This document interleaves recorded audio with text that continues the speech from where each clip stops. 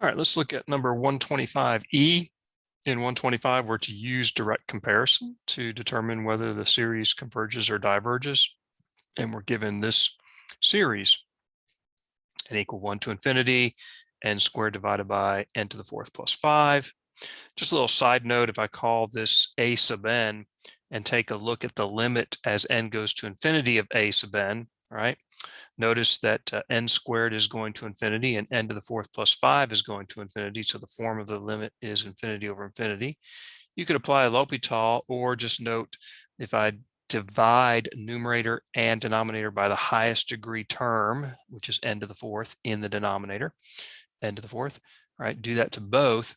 I get in one step here, and as n goes to infinity, 1 over n squared is going to 0. 5 divided by n to the fourth is going to 0. So I get 0 over 1, which is approaching 0. So my limit is 0.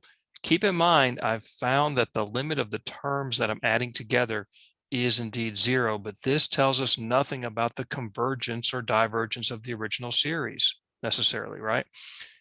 1 over n, the series 1 over n, the harmonic series, that limit of the a sub n is 0, but it diverges. And so this does not tell us that the series converges.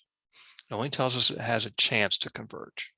Now, if this limit that we did was not equal to 0, then we would be done in saying that the series definitely diverges by the nth term test. So the nth term test is always a place to start.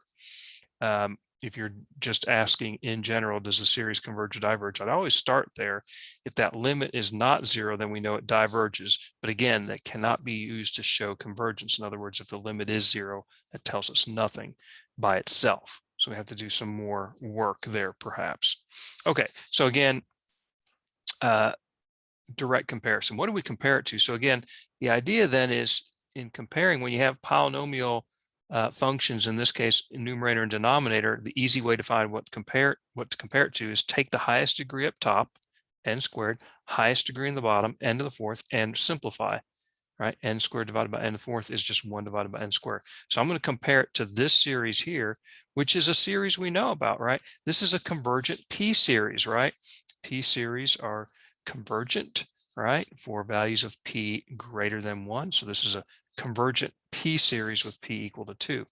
Okay, so we're going to use that test, which actually came out of the integral test. Okay, so that's what I want to compare it to.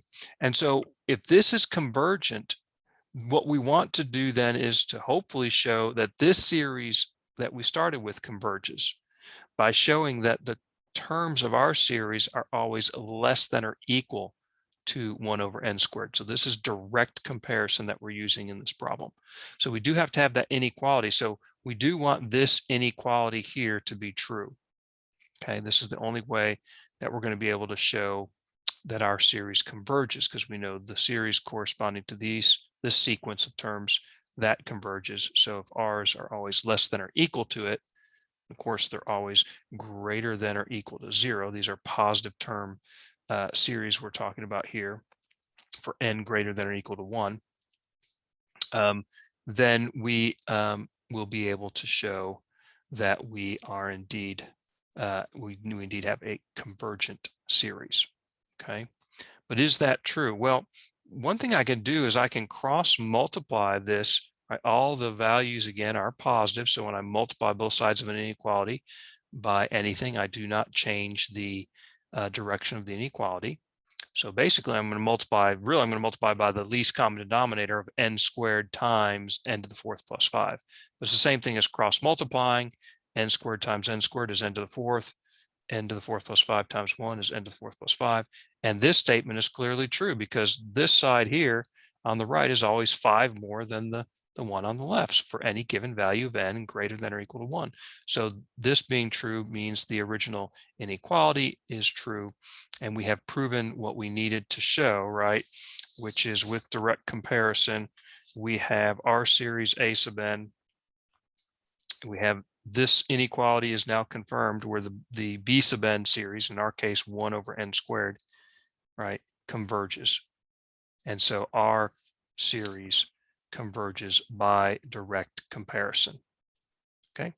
So again, direct comparison requires you to set up and confirm that inequality that you need, the correct inequality, and of course know that the series you're comparing to it, whether, in this case, that it converges.